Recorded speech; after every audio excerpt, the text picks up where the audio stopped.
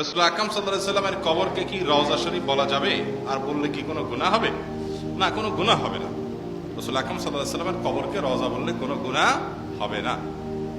রওজা শব্দের অর্থ হলো বাগান। সাধারণত ফুলের বাগান, এরকম ভালো বাগান, সুখের ঠিকানা, রওজা বলতে এগুলো বোঝানো হয়। নবী করিম সাল্লাল্লাহু আলাইহি ওয়াসাল্লাম তিনি জান্নাতি, এ ব্যাপারে কোনো সন্দেহ আছে? কোনো সন্দেহ নেই।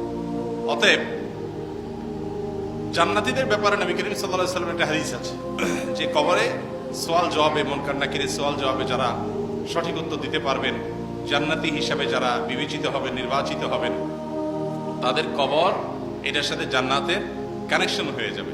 তখন তারা জান্নাতের নিয়ামত ওই কবরে ভোগ করতে পারবে অলৌকিকভাবে, অদৃশ্যভাবে, যেটা আমরা বুঝবো না, আজ করবো না।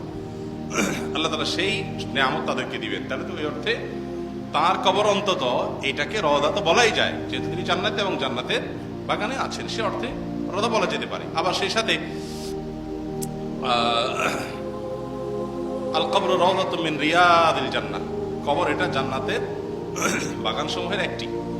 তো যদি সেটা নেকামলকারী মানুষের, ইমানদারের কবর হয়, সে অর্থে এটা রওজা হতে পারে। কিন্তু রাসূল আকরাম সাল্লাল্লাহু আলাইহি ওয়াসাল্লামকে কবরকে কবর বলা, এটা সাহাবীদের ভিতরে প্রচলন ছিল ব্যাপকভাবে। সাহাবীরা রাসূল আকরাম সাল্লাল্লাহু আলাইহি ওয়াসাল্লামের কবরকে কবরই বলতেন।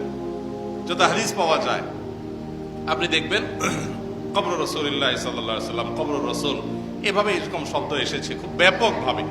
তাহলে রাসূল আকরাম সাল্লাল্লাহু আলাইহি ওয়াসাল্লামের কবর বললে অসম্মান হবে, বেয়াদবি হবে, কবর বলা যাবে না, এরকম যদি কেউ মনে করে, সেটা নিছক বাড়াবাড়ি এবং একেবারে পরিষ্কার ভ্রান্ত ধারণা। কারণ সাহাবীরা বা বিভিন্ন হাদিসে, বিভিন্ন আসলাফে নবী করিম সাল্লাল্লাহু আলাইহি ওয়াসাল্লামের কবরকে যে কবর বলেছেন, সেখান থেকে বোঝা যায় যে এই কবর এটা কবরই, এটাকে কবর বলাতে কোনো অসুবিধা নাই।